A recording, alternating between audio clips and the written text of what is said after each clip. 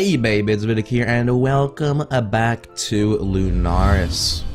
There's nothing worse than killing a boss for an hour, finally getting a drop only to realize that it is worthless. There's a lot of different bosses here on Lunaris with a lot of different drops, so it can be hard to know which one to spend your time on, but that is why I am here. I sorted through the bosses, the drops, how much they're worth, how long the fight takes, all the nice little details, so I could get a list of the best bosses to kill for money making. Now really quick before we get into all of that, I got a nice little juicy giveaway. We got Dragon Claws and a Heavy Ballista. I'm a big fan of both of these items and they can be yours. All you gotta do to enter is like the video, subscribe to my channel, turn on post notifications, and leave your Lunaris in-game name down below. That's it. And good timing, they're actually having a vote party right now. They got enough votes and it's 2 times drop rates. Got an hour and 6 left, so let me go vote and help this out. Alright, so I got my list of the 5 best money-making bosses right here. It's going to start off easier, ones that pretty much anybody can hop on and do, and then it's going to get a little bit more harder but more rewarding as well. And the first boss is the Lunaris Warrior. You already know I gotta do this one. This is the best boss for beginners, for low levels, and it gives really good rewards. CC's 7. So you just got a Master Wand actually, so that's pretty good. By the way, this is a donator zone, but you can get here without being a donator. All you gotta do is : vote, and you will get free donator every single time. I noticed there's another fucking Lunaris Warrior over there on the mountain all alone. I don't even know if you could reach him. But anyways, this guy's HP is super low, and just take a look at the drops. There is a ton of useful stuff. So the reason this is good is pretty much all of this stuff is sellable. So the best items you're hoping for, 100 mil cash is really good, so is the Torture Ornament Kit. These XP boosters are okay, and then you also have 7,500 Zulrah scales right there, and everything else is great. I mean, you're gonna get Dart Crabs, Combat Potions, Cerebrus. So yeah, clearly the best boss in the game for beginners. Now, going up the ladder a little bit, the next best boss we're going to be taking a look at that's still good for lower levels and beginners is Zulrah. Unlike the Lunaris Warrior, this stuff isn't really useful. Most of it's kind of just junk. What you're really looking for are 2 big ticket items. That's going to be the Tanzanite Fang to make the blowpipe, and down here you got the Serpentine Visage to make the Serpentine Helm. Serpentine Helm goes for like 400 mil, I think the blowpipe for around a few hundred. You're not going to get as much of the magic thing. I think this is only 100 mil, it's not as useful, but still, these are really good drops. Also, since Zulrah is an instance, you don't have to worry about somebody already being there. You can kill as many times as you want. And let's see what we can do here myself.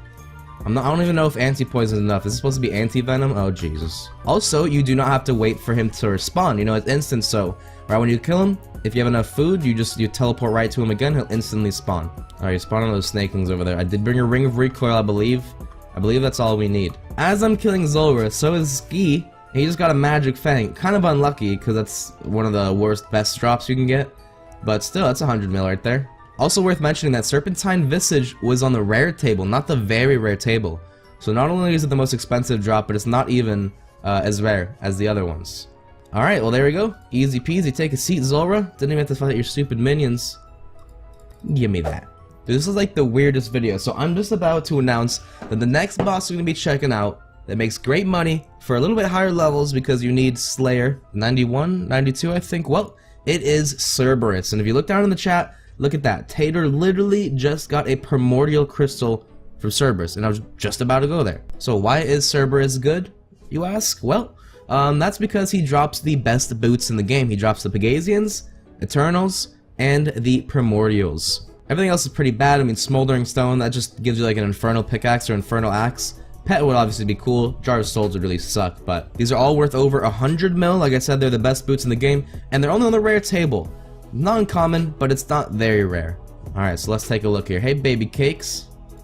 Now keep in mind, you can also use a Ring of Wealth. I'm not using that right now, but that would help with the drops a little bit. You can also bring your mini-me pet to these bosses, but be careful, because for some of them, it'll actually screw you over. Like bosses like Corporal Beast and Hulk, they target everybody in the area.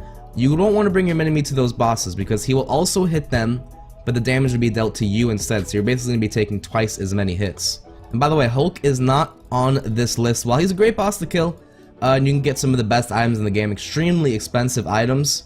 In my opinion, if you're just going straight to get money, it's better to kill bosses like these because you don't have to search for them. You get in here right away if you get 50 ashes. Okay, then maybe I'm wrong. Alright, so next up we have another Donator Zone boss. I could not add both of these to the list. They're amazing for money. Lunaris Champion. So this is actually in the top donator zone. A little bit harder to get to. I do believe if you have this level of donator and you vote, it'll bump you up to here for 24 hours. But don't quote me on that. Let's take a look at his drops. He's similar to the Lunaris Warrior. He's got a lot of different useful drops. He's got an occult ornament kit, 1 mil, old school GP. This is a Vorkath mystery box, actually really cool. But what you're really looking for is the item magnet. Believe it or not, this thing is worth about 5 bill plus, and the price guy says 4 to 5 bill in game. This guy's telling me it is 6 bill, the item magnet. So yeah, there's a lot of other items you can get on the very rare table. If I'm looking at it, there's about what, 13 or 14 here in total. So it's pretty rare to get the magnet, even if you hit the very rare table. But if you do, and if you kill it enough, when you do, that is going to be 6 bill in your pocket right there. And the other stuff definitely isn't bad either. It's fun to kill because you get these caskets. It's going to give you a bunch of different little clue scroll rewards. And pretty much all the resources here are pretty good. So let's kill a couple of them. This is another boss that you would definitely want to use your mini-me on because he's only going to be able to attack you. And take a look at this, 300 HP. I'm also going to use the Dragon Warhammer spec to lower his defense a little bit. He's pretty tanky. I did do a whole video on the Lunaris Champion you might want to check out where I tested out all the different ways to kill him, what would be fastest. And I think Mage might have been the quickest, honestly. I think I was using like Wrath Runes and it was just destroying him. But either way, melee works too when you got a setup like this. And Uncut Dragonstone. Alright, now what's really cool about this boss is you don't actually have to really wait for him to spawn. There is another Lunaris champion on the west side of the island. When I was calculating these bosses, I took a lot of that into consideration. Even if the boss is someone like Corp, has really good drops, its HP is super high and it takes a long time to respawn. So it's something you have to take into consideration. This guy is basically an insta-spawn. You could call it like 5 seconds to run across the island. And of course he's got some big ticket items. So let's get lucky here on this one before we move on to the last boss. Oh, Bando's boots, you bitch. What table is that on? Okay, it's only on the common table. Let's kill one more. And take a seat. By the way, make sure you're always protecting from melee on this guy. I forgot to mention that. Ooh, look at that. 5.5 mil blood money. Not bad. So yeah, just always protecting melee because he doesn't stop class specking. He can pretty much one-hit you with that thing, depending on your armor. Okay, that's on the common as well. Alright, so the last and final boss for our best money-making bosses is Vorkath. So, to get over here, you are going to have a dragon key piece, a full one, by the way, not this little piece. You can get them by killing rune and adamant dragons, or you can just buy them off the market. I just bought mine off the market for 20 mil, probably a little expensive, but the thing is you can kill Vorkath and you can go bank and kill him as many times as you want.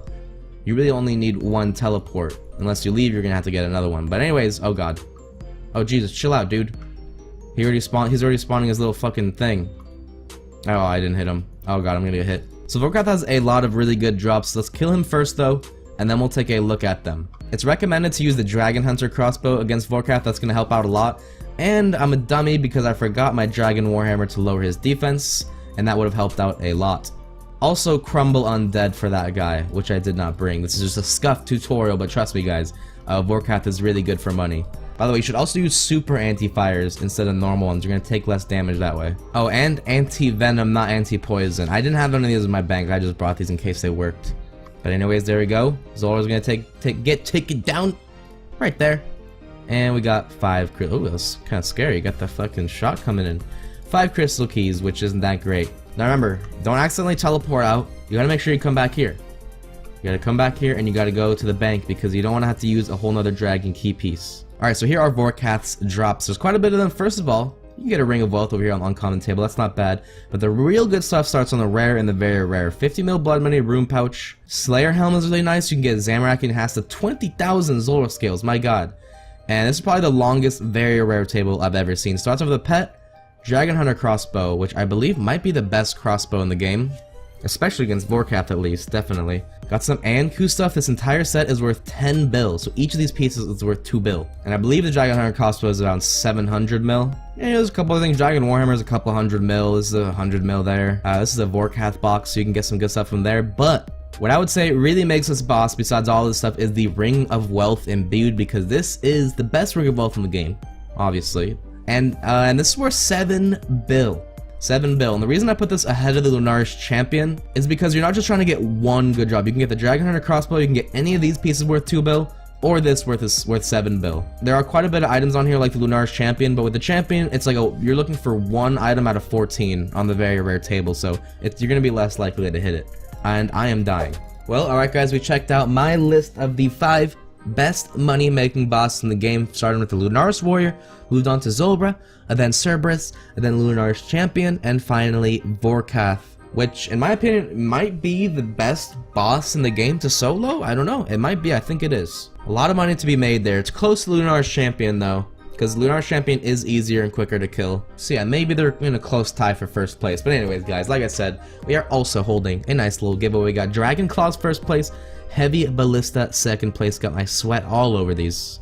Should pretty much exponentially multiply the cost of these. All you gotta do to enter is like the video, subscribe to my channel, turn on post notifications, and leave your Lunaris in-game name down below. That's it. Hope you guys enjoyed this video. Hopefully you learned something. There are a lot of different bosses out there. Now I'm not saying that you should never be killing the other ones. There's always a reason to kill each boss. Whether it be Slayer, maybe you're looking for the pet, maybe you're looking for a specific item, maybe you're just trying to have fun. But if you do follow my list of these 5 bosses, you'll be making the most money possible. So, hope you guys enjoyed this video. Please like if you did. I highly recommend you hop on Lunaris. It's just such a great server and a great community. I think you guys know that by now. So have a good one guys. Like the video, subscribe to more videos. Have a nice day.